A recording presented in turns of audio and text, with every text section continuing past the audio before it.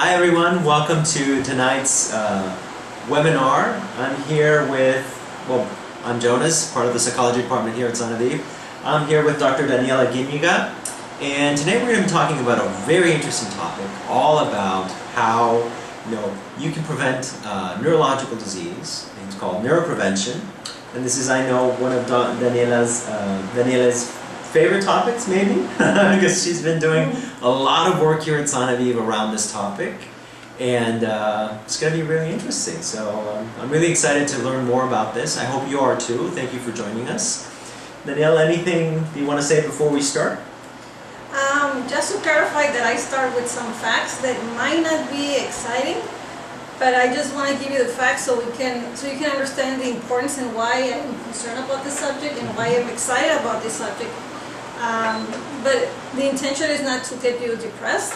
It's just to make you aware and get you, to be more proactive about prevention. Sounds perfect. Okay? Okay, so we're going to start, folks. Thank you for joining us. All right, so today's topic, as Jonas said, it's neuroprevention, and the main intention is to, information to keep your brain fit and healthy. So my name is, as Jonas presented me, Daniela Guiniga.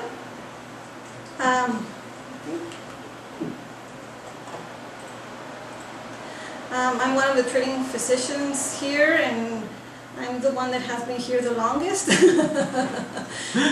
2001. The most experienced. The most experienced, yes. That's more accurate. And I'm in charge of the neuro repair program. That we came up with this program, and we have done adjustments to the program based on the new information that comes up. So why should we be concerned? That's the question. And the reason why I'm concerned is because we often hear that patients come here, they are here for a checkup, and they say, I'm here because I want to check my heart. That's what everybody is worried about their cholesterol and their heart, right? And yes, I understand that, because we often hear that, heart disease is the #1 killer in America. And yet, but when you get to the facts, you see that more than 600,000 people die from heart disease a year. Yes, the number is high, but when we talk about Alzheimer's disease, every year 500,000 people are diagnosed with Alzheimer's disease. Yes, even though it's not a disease that kills people, the evolution of disease is very sad and takes a big toll, of course, on the family, and of course the patient, because the patient sees that he's getting worse, and it's very frustrating for them. So, also another fact is that more than 5 million Americans have Alzheimer's disease, and it is estimated that by 2050, nearly 14 million Americans over the age of 65 could be living with it. Parkinson's disease would be another common disease that we see, a neurological disease. Approximately 60,000 new cases are diagnosed per year in the U.S., just in the U.S.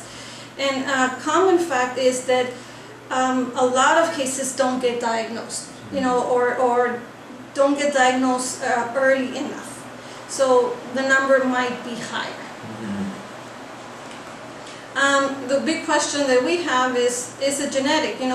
The patients that are concerned and that are asking me about this, that look for this assessment, is because they refer that they have a family member, the mother or father had Alzheimer's, or a grandparent, or Parkinson's disease. And these are the ones that seek medical attention or are more proactive. But yes, it could be genetic, but we have to consider that when we talk about genes require an environment that helps them evolve. So if the genes don't have the environment, then it is easier, let's say, to counteract the effect of the gene. So environment, of course, is very important. So one of the things that we do here at Sanofi, when we have a patient that that it's concerned with this, and we do this with every patient.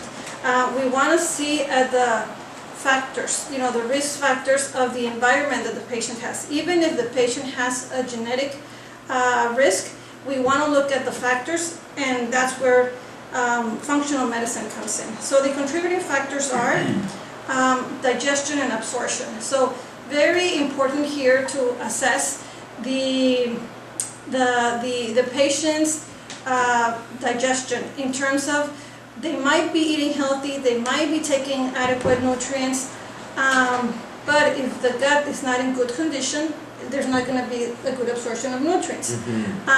Or if the patient is eating stuff that they shouldn't be, that they're allergic to, then of course we might end up with a leaky gut and therefore, having a reaction that we don't want.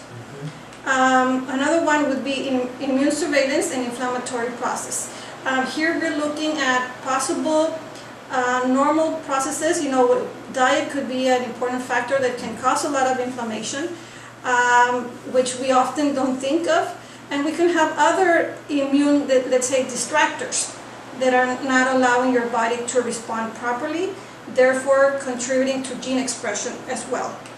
Oxidation, very important because yes, we live in a polluted environment. There are many things that are that cause oxidation in the body. So if a patient is exposed to a lot of oxidation, then we do have this contributing to the gene expression. Another important information would be detoxification and biotransformation.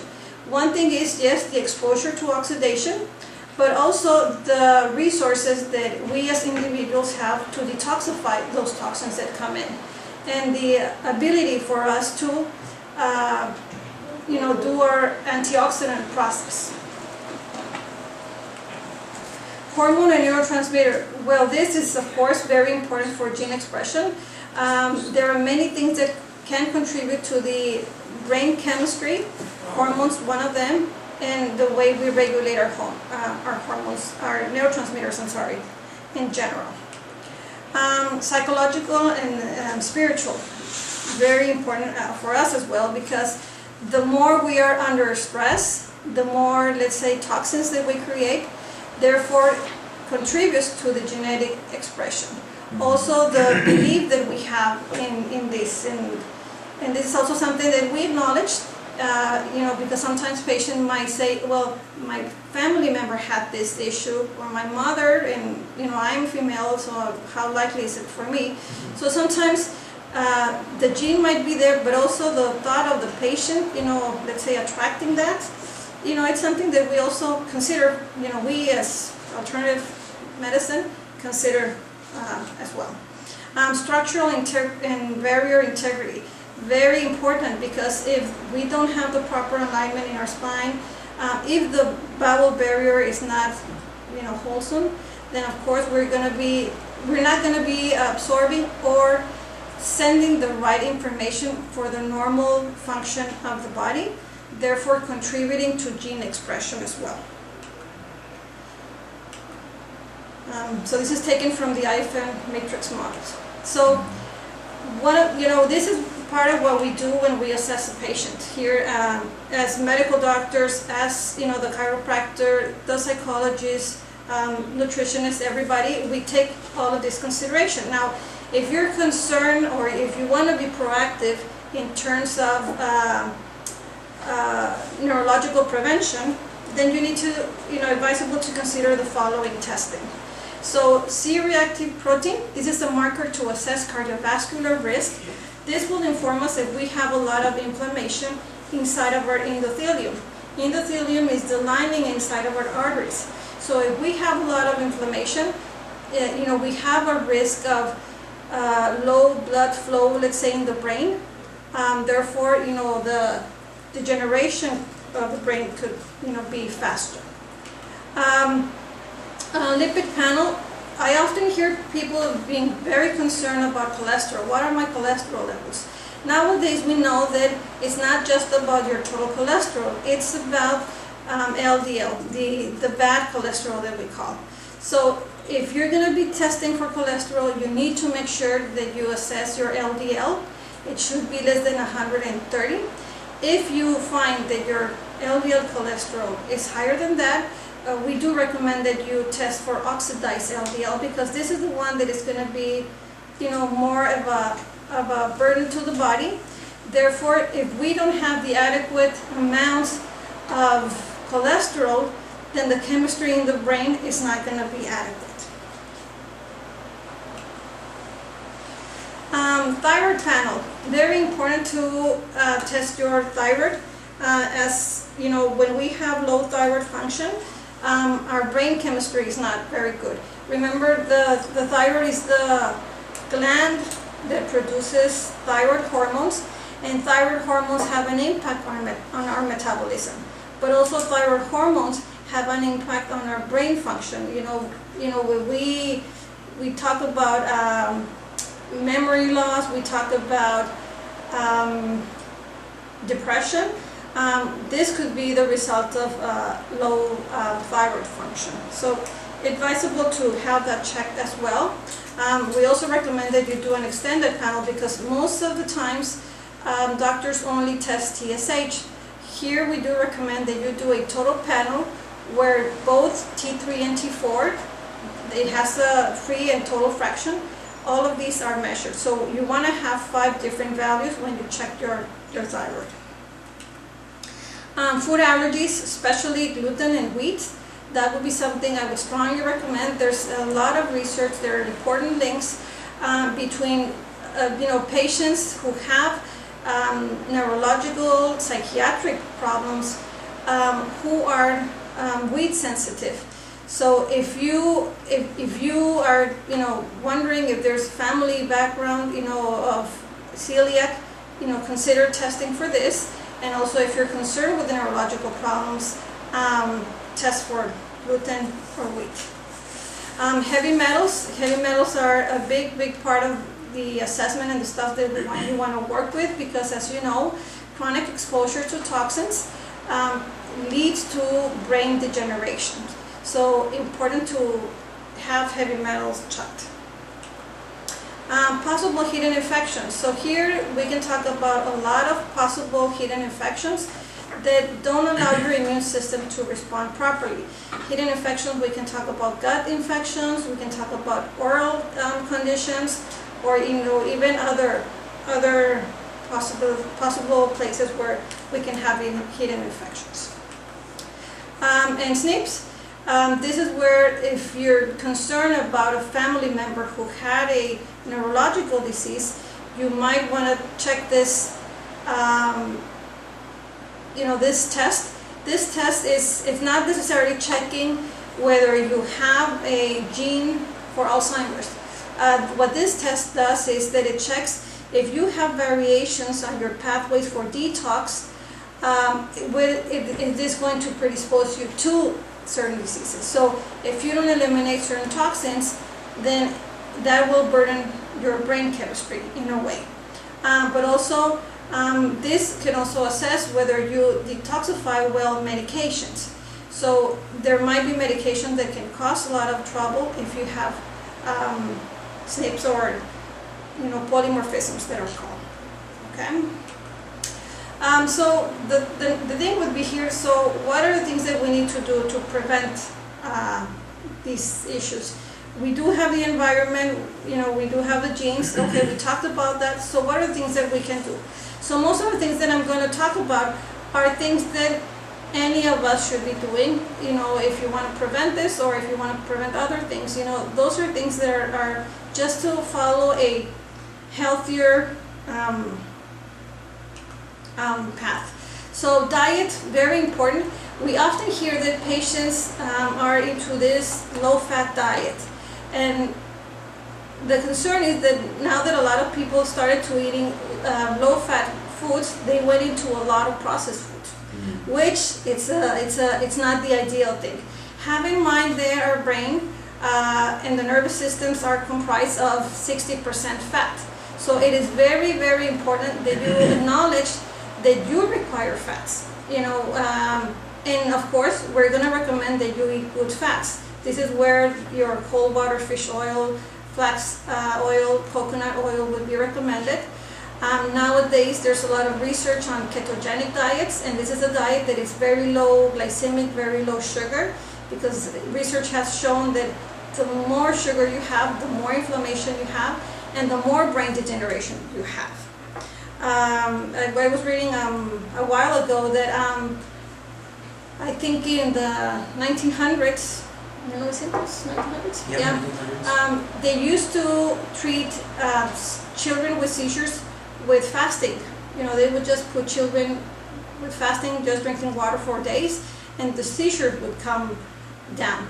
So that's how important you know your diet could be on the impact of brain.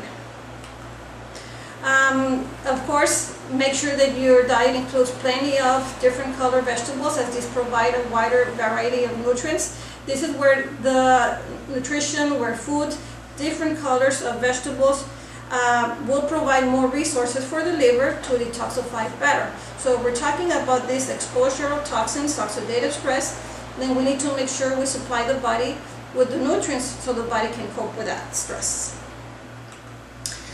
Reduce intake of pro-inflammatory foods like sweets and fried food.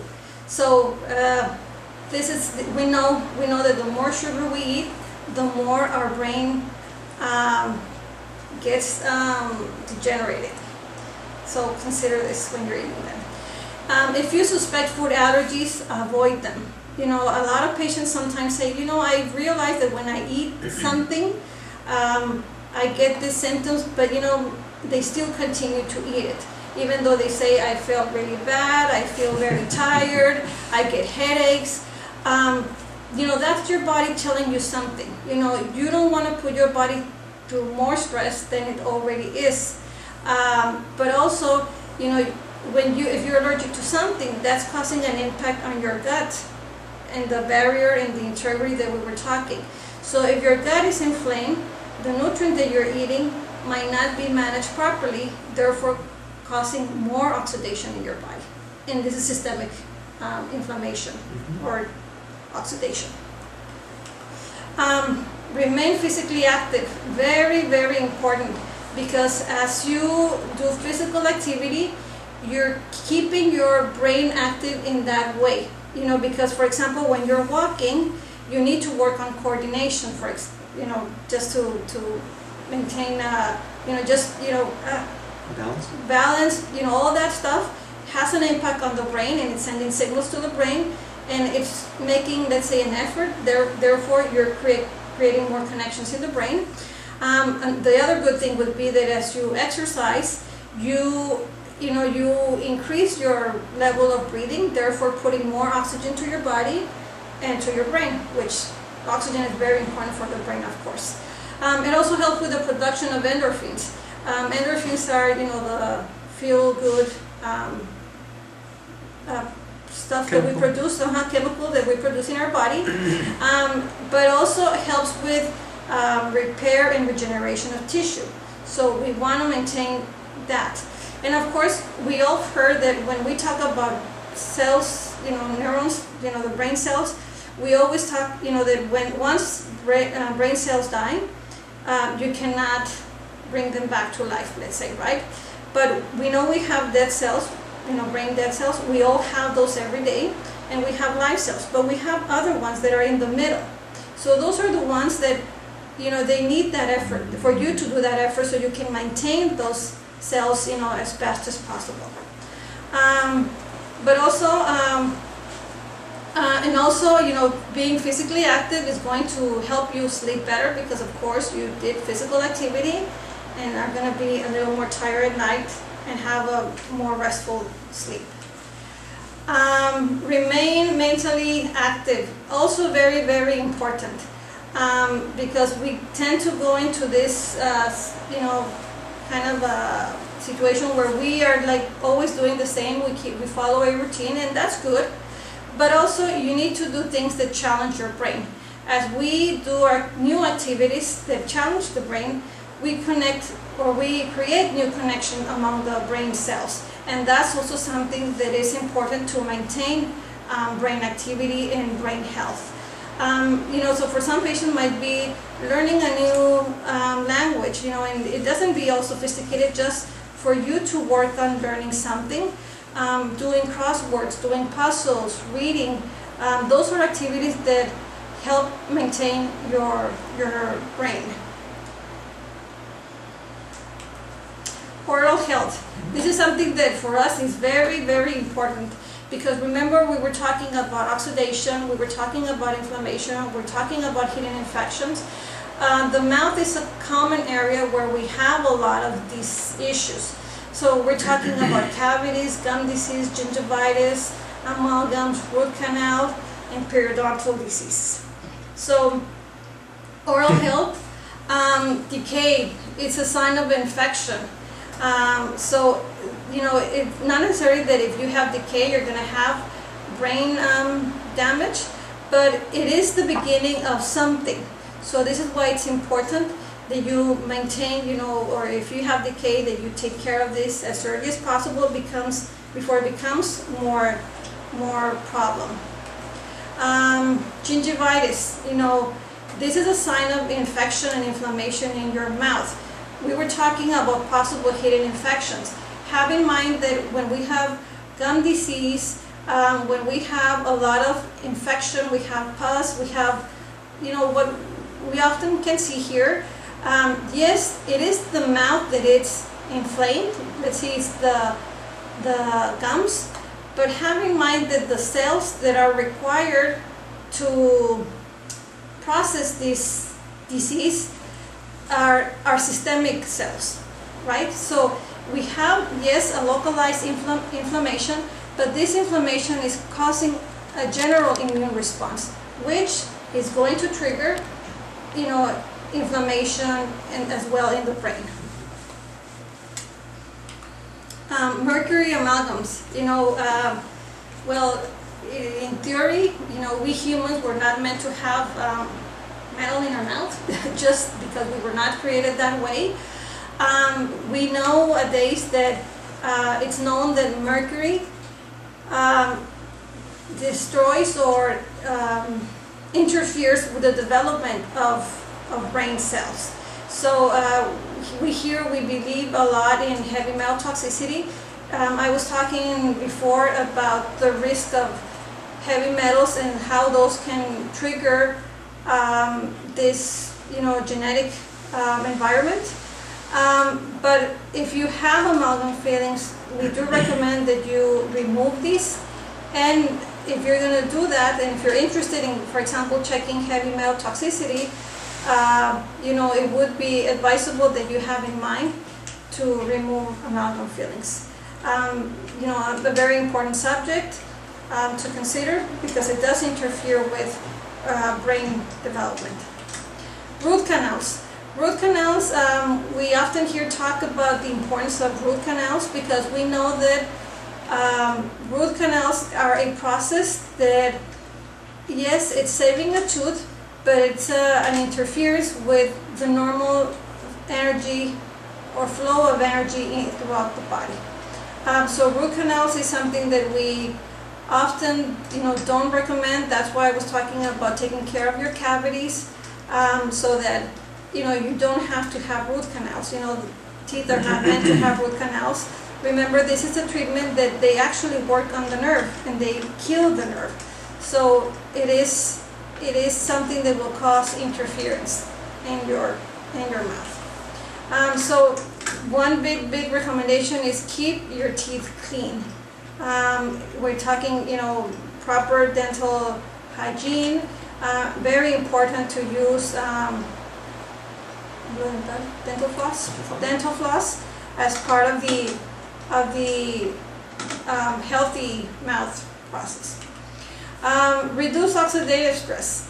So yes, we live in a polluted environment, but, you know, we need to make sure that we avoid what we can as much as we can. So for example, if you smoke, of course, you know, don't smoke. You know, the stuff that you can avoid, I would recommend that you avoid. You know, make sure that the water that you drink is healthy, because that creates oxidative stress. Emotional stress, that triggers a lot of oxidative stress as well, and that is something that we can create on our own. So of course, reduce oxidative stress. We would talk about techniques that help you relax, that it's more self-rewarding for you. Very important, your quality of sleep. Make sure that you work on getting your proper night's sleep. A lot of patients say, yeah, I don't sleep very good at night, but I take naps during the day. That's not the ideal cycle. You're meant to sleep at night when it's dark, of course, because that's during the time that your body's going to be doing repair. And a lot of this repair is repair on the brain. So it's advisable that you work on getting a good night's sleep. This is where, for example, exercise could be very helpful. So you're tired and you sleep better. So good quality of sleep is very important. Medication. So I would recommend that if you're taking medication that you're required to take, of course, check the side effects of these medications, because there are medications that have as a side effect memory loss. And I'm not saying that you should stop your medication, but maybe you can talk to your doctor and look for options. Supplements, practice supplementation in moderation. Yes, here at Sanofi we believe a lot in supplements, and we do recommend them, but if you're going to supplement, go for the recommended average dosage, or for example what the manufacturer is recommending, because we often hear that people they read that this was good for you and they just take too much of it. And yes, in real research I remember reading a review a while ago that this person was looking for articles that were talking about cases of too many vitamins, and there's no, he couldn't find one single medical article where they were reporting a health problem because of too much vitamins, right? But for example, vitamin D is something that you need to have measured, and you need to take the adequate dosage. We often hear that people hear that fish oil is good for you, and they're taking too much. So you don't want to take too much. You want to have a good balance of your fats. So just practice in moderation. Relationships, very, very important. So as we were talking about stress and how this oxidates your body, maintaining good, healthy relationships could be an antioxidant. Keeping good relationship with family, with friends. There's a lot of research. People who live isolated lives, don't interact with other people, are as unhealthy as a person that smokes a pack of cigarettes a day. Mm-hmm. So those are things that you need to work on as well. So don't smoke and laugh. Here at Sanofi we recommend a lot laughter, because it's one of the therapies that we work with, because we know again about the release of endorphins, the benefits that it can have on your immune system, and it can also have a great impact on brain chemistry. So I know this might sound like a lot of information, too many things that you have to do, but I just want to leave you with the thought that a journey of 1,000 miles must begin with a single step. So yes, probably you're not going to do everything that is here, but just have in mind some of the information that I've given you, and when you're making choices, the choices that you make every day, you go for healthier choices, and even if you follow these recommendations, you're going to feel better, which I think is very, very important. It's not just about having your cells be healthier, but also about feeling better about yourself. So my next slide, we were debating whether it was okay to put a slide like this. It's not my common personality, so that's why I put it. But thank you very much for spending time with us. It says, please clap and don't ask tough questions. Of course, you may ask any questions that you have, and I hope that I can be of help and answer. And I know, as Danielle was saying, that this is definitely not something that's comes very natural to her. in terms of just making a joke like that, but I think it's perfect because, as she was saying, you know, a lot of these things do ask of us to kind of think outside of the box, do things that don't come naturally or normal to us. It's just a bit different, just doing things differently. One thing I found really interesting, you know, I've been on pretty much every single webinar that we've done this year, every single one, and there's a common thread in everything, you know, talking about diet, about genetics, about supplementation, you know, all these things that are really important. It pretty much comes down to what you were saying, right? Inflammation, just a big part of it. It just depends on where it's going to show up. Exactly. Yeah, that's really interesting. Yep. That's really So interesting. now we know that there are so many things that cause inflammation, and of course, when we talk about inflammation, you want to reduce inflammation because, as you said, it has an impact on many structures. And a common pro-inflammatory, as I put it on one of the slides, of course, is diet and stress and not sleeping well. So, and those are things that we do. Those are things that we do every day. We eat every day and we have to sleep every day. Yeah. So just, you know, look at your options. Okay. Yeah, that's perfect. You know, one of the things that you were mentioning, I think this is really important to clarify because it's so important. You know, sometimes when we think of emotional stress or mental stress, it's very easy to discount that and say, no, it's just here in my mind. It's okay. It's fine.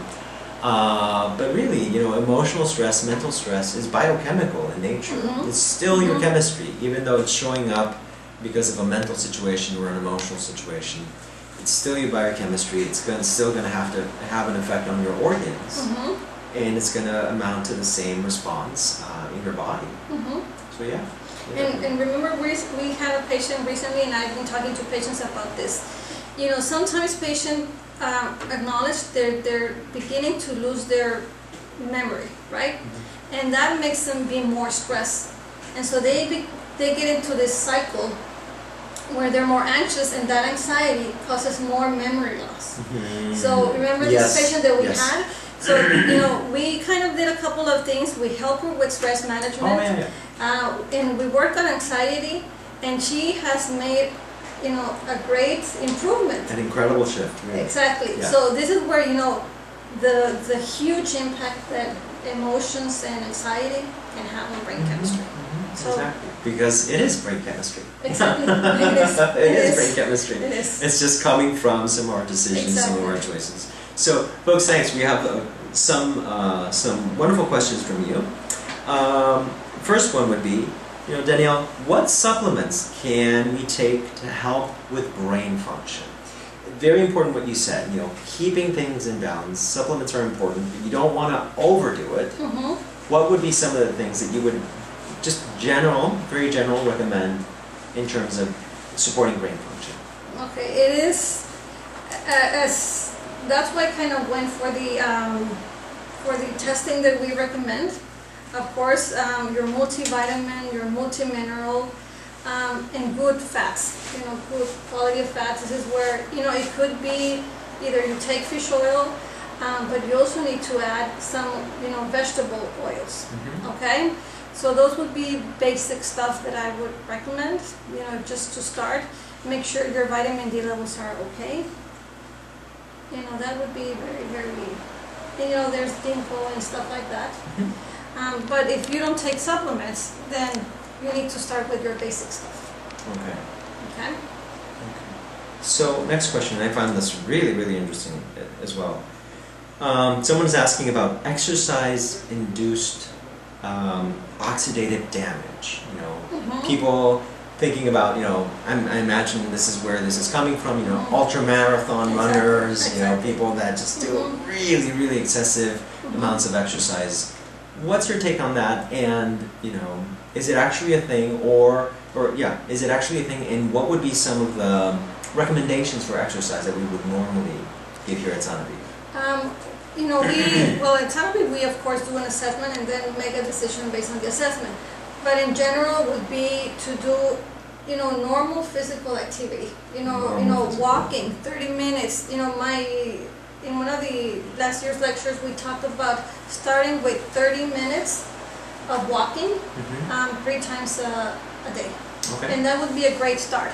Of course, when we talk about walking, we talk about, certain things to think, have in mind. And so the pace is military pace, not just walking and say shopping pace, like that. But it's, something that will, raise your heart a little bit, and it's not going to cause too much oxidation. Yeah. Because when we talk about, marathons and stuff like that, yes, you create a lot of oxidation in your body, so you need to make sure you have the resources to compensate for that.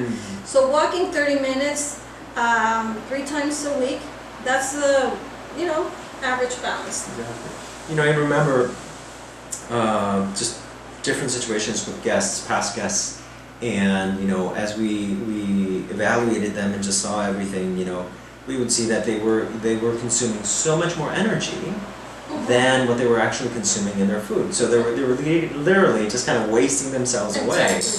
And they thought that was healthy. Exactly. But ultimately that was going to catch up with them, right? Yes, and usually when we do the medical history, we talk about physical activity.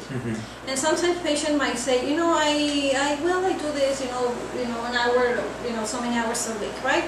But then as you kind of dig in more, they say, I used to train, I had a patient who went to the Olympics, when she was young. Of course, this was like 40 years ago. But to me, just knowing that, she was training like 6 hours a day, 7 days a week. So to me, it was like, that's a history of a lot of oxidation in her body.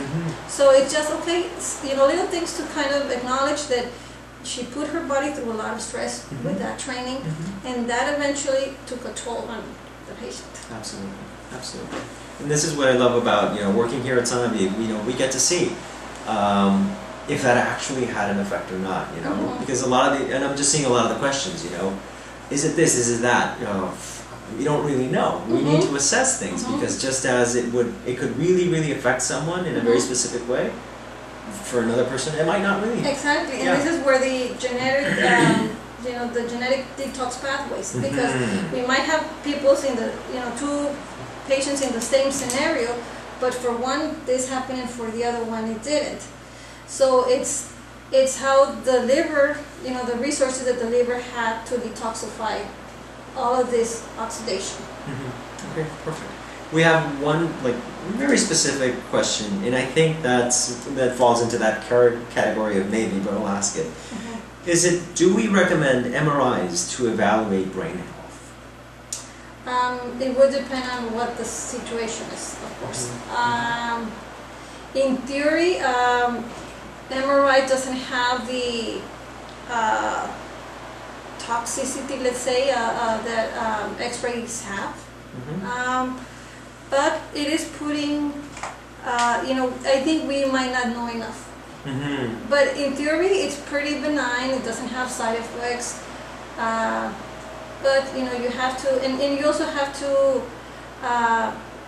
acknowledge, or why are you doing it? What are you looking for? Because it might be very common that we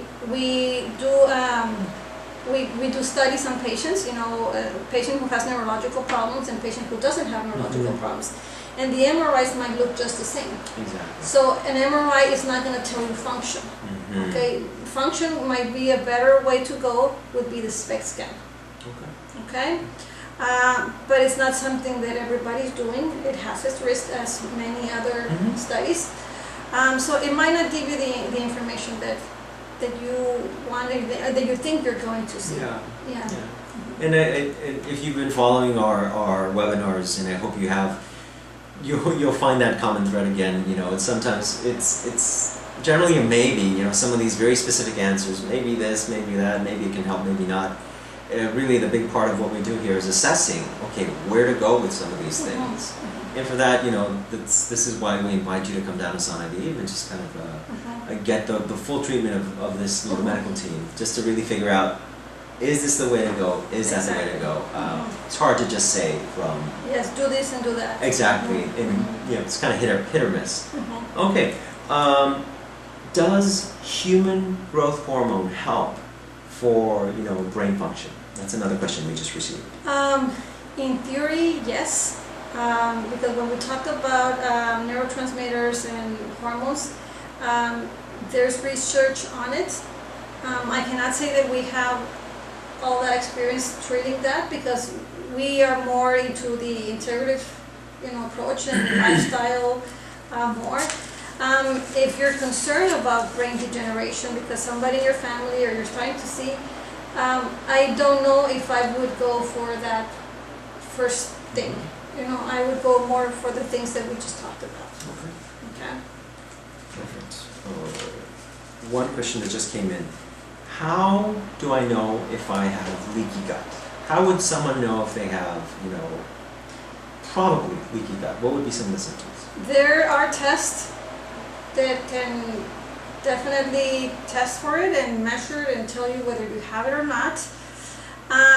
But I would say that, a large percentage of the population has it. If you took antibiotics, if you have diarrhea, if you've had constipation, those are common things that cause inflammation. And most of the people at some point in their lives have taken an antibiotic, have had diarrhea, have been exposed to parasites, have been exposed to constipation, have eaten something that did not sit well, so yeah, there is a test, there's a specific test that you can do, to specifically test, or you can kind of assume or, clinically diagnose it, not with a lab. But at the end, the result of that is going to be eat healthier, avoid stuff that you're not. Maybe the same recommendations you gave. So yeah, that makes a lot of sense. One that's one in that kind of broader field, but maybe you can recommend something, and I have something to say around that as well because it's more of a kind of an emotional component of brain health. How do we stop anxiety? Are there any supplements or different things that you could recommend, just in general? From the medical point of view, yes, there are herbs, teas that you can to help with anxiety, and they have been, in society forever, right? Culture before we had pills, people would recommend teas, herbal teas that help you relax. There are things that help some patients. There are things that don't help others. It varies on what works for people. That would be more like a recommendation. There's supplements like magnesium, for example, that help you relax, for some patients. But I think here it would be more important on, the resources that you have as a patient to help, what you guys teach here, to the NET and all that stuff, which I think it's something that is very important that sometimes you have to remind patients, once you teach them and they're doing it, that they do have the resources to do it. That's very and that's something that, patients are very diligent. They take their pills and, and the diet, but, the psychological part, it's something that you have to remind them a lot. I don't know why. You told me that. Well, it's a big part of that because it can force us to change a lot of things that we might not be ready to change, or see certain situations that we might not be ready to see. So yeah, it can be a bit difficult. Some really take it to heart, and it might be due to their personalities and the way they're wired. And what I wanted to say around that is, I think a lot of the key aspects of what you said, having a healthy diet, sleeping, having good relationships, all of that will play a very vital role in lowering anxiety. So especially if we have that personality or genetically we're more wired towards anxiety, it'll be really important to start making some changes in the environment. Meditation and relaxation will be really, really important tools. And as you said, it's practicing them, doing them, not just learning it and saying, okay, I know that, but then not doing any of it. Yeah. And so when we're talking about, you're talking relaxation, we were talking about keeping, physically active. This is where, other types of exercise, for example, like qigong and yoga, would do that double thing, keeping, helping you relax, but also doing that physical activity, moving your energy, for example. Exactly. Okay. One more question is, you were talking about some teas. They're asking specifically for the name of. Can't remember? Tea specifically, I cannot remember. I know that we often use a plant that is called ashwagandha. Mm-hmm. Okay, that's a common one. Certain evening primrose oil, it helps some patients. I just, I just see the labels, where, where it say, to relax and, sleepy time tea, stuff like that. That's more the stuff that we would prefer. So more, chamomile, a common more the grandmother. kind of some of the basic things. Basic definitely. Okay, I see a few questions, folks, around specific issues with family members that are having some of these issues. Are they okay to come to Untitled? And that's a question that I would really direct you to our admissions department, so you can get the kind of a more complete assessment over the phone with one of the doctors, just to figure out if this person is a candidate or not, if we can really support this person or not. Right here, it's kind of hard to really say. We would need more information. And that's really, we love to tell everyone on a very specific basis whether what we're doing at Untitled would actually help them or not. Because if we don't, and we can't, we wouldn't want you to bring you here and kind of spend your money on something that might not work for a specific individual. Yeah. All right, folks. Thank you so much for joining us. Next, and I saw that someone was asking about this, next month we're going to be talking with Dr. Fernando Mercado, and he's going to be talking to us about a very specific, very interesting therapy that we're doing here, which is called hypothermia. It's really, really interesting. It's a type of heat therapy that is used in many different health issues, and a lot of what we use it for here is for the treatment of cancer. So please stay tuned for next month. That will be the 15th of July. And we'll be sending you an invitation very soon about this webinar. So thank you so much for joining us. Thank you so much, Dr. Danielle, for your time. You did an amazing job. It was really, really interesting. I really loved it. And thanks. Yeah. Thank you. All right. Thanks, folks. Take care. Bye-bye. Bye. See you next month.